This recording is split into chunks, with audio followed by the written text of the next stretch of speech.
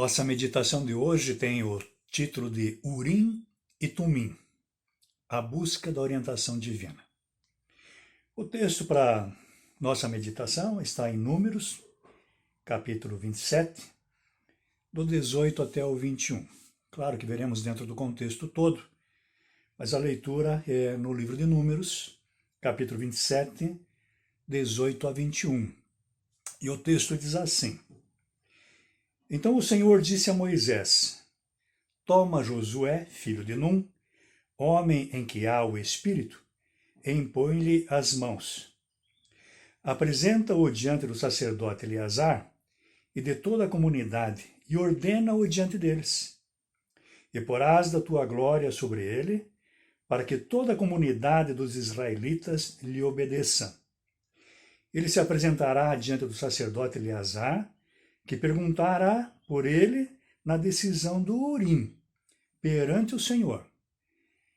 Entrarão e sairão segundo a ordem de Eleazar, ele e todos os israelitas, isto é, toda a comunidade.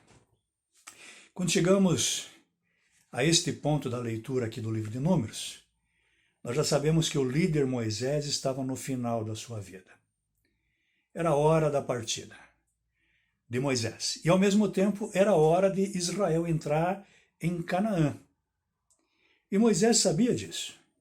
Sabia que o povo estava pronto, já ia entrar em Canaã, e também sabia que ele realmente não entraria na terra de Canaã. E assim ele pede, então, que Deus coloque um outro em seu lugar. É só ler aqui o capítulo 27, versículos 12 a 17, que nós achamos essas informações. Ele pede a Deus, então, que coloque outro em seu lugar, e Deus lhe responde indicando, então, Josué, aquele general, né, aquele comandante dos exércitos de Israel, auxiliar direto de Moisés, que o acompanhou desde a saída deles lá do Egito. Moisés foi aquele que sempre intermediou as ordens divinas que eram repassadas para o comandante do exército aqui, o Josué. Mas eram ordens divinas. E quem tinha esse encontro com Deus, como a Bíblia diz, inclusive, né, de intimidade, face a face com Deus, era o próprio Moisés. Mas o Moisés vai embora, vai morrer. Mas o povo de Israel deveria continuar buscando a orientação de Deus para as suas decisões. Então, o que acontece? Então, Deus orienta Josué a agir lado a lado com o sacerdote, o Eleazar, né?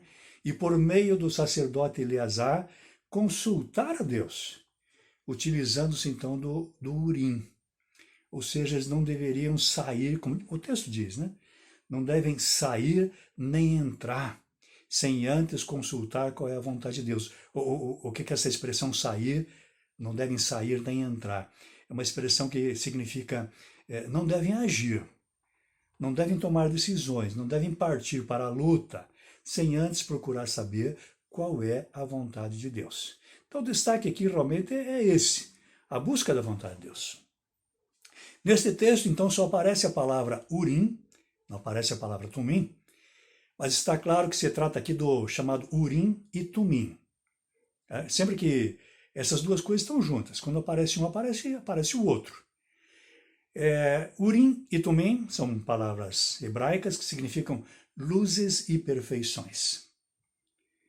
Ninguém tem ideia exata do que sejam esse Urim e o Tumim, ou o que seja esse conjunto, né? Porque são sempre os dois, Urim e Tumim. Não há concordância a respeito do que seja Urim e Tumim, mas sabe-se com certeza que eram duas pedras que ficavam então no peitoral das vestes do sumo sacerdote. E ele consultava a Deus por meio destas pedras. Então ele perguntava para Deus, e Deus respondia de alguma forma por meio destas pedras, que não sabemos exatamente como funcionavam. Por outro lado, também não há dúvidas de que era uma forma então utilizada pelo sacerdote para consultar a vontade de Deus.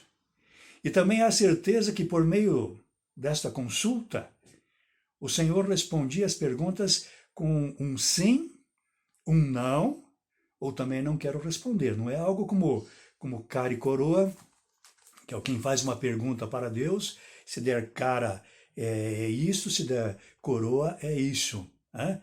Se der quina, né? Se der quina, Deus não quis responder. Não, não é exatamente, não é isso. Não é isso.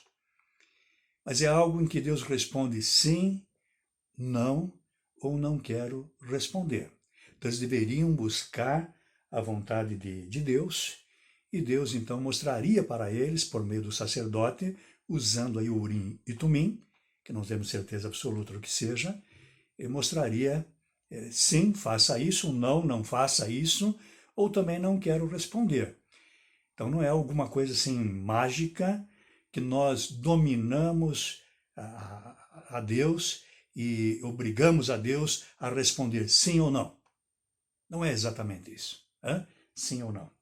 Vemos isso lá no primeiro livro de Samuel, capítulo 28, versículo 6.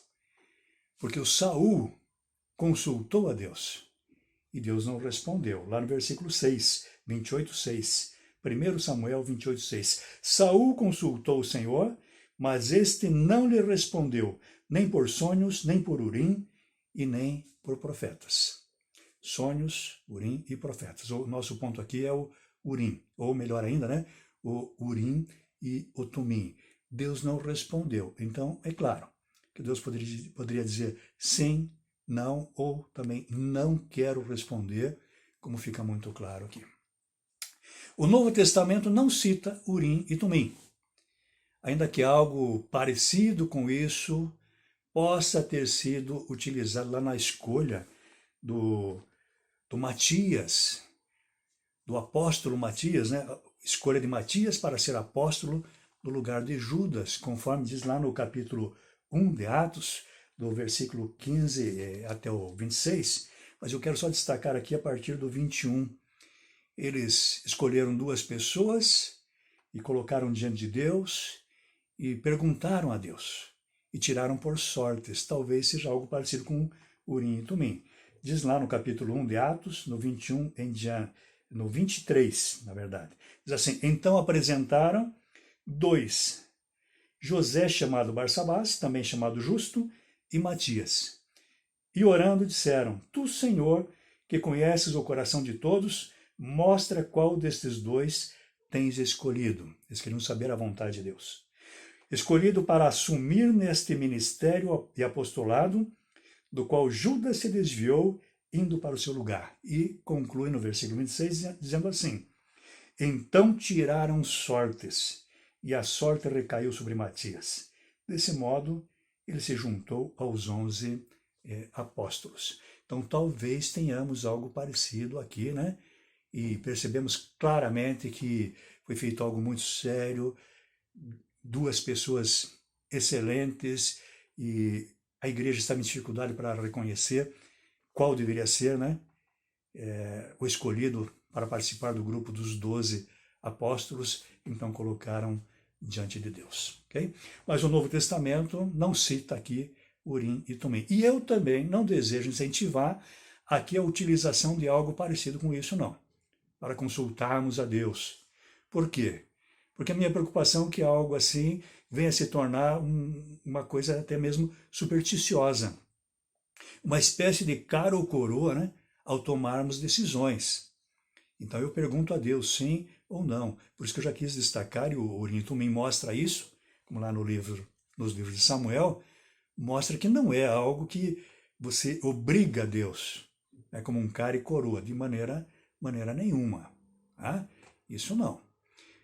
Mas quero destacar, sim, a importância de agirmos segundo a vontade de Deus. Este é o ponto importante. Como cristãos, nós não temos mais Urim e Tumim. Isso aqui era para o judaísmo, e para a religião de Israel, e em especial para ser consultado, Deus ser consultado por meio do sumo sacerdote. Nós não temos mais isso. Então nós não temos como cristãos Urim e Tumim à disposição. Mas, meus irmãos, nós temos a oração e temos a Bíblia, a palavra de Deus. E a Bíblia nos mostra claramente qual é a vontade de Deus.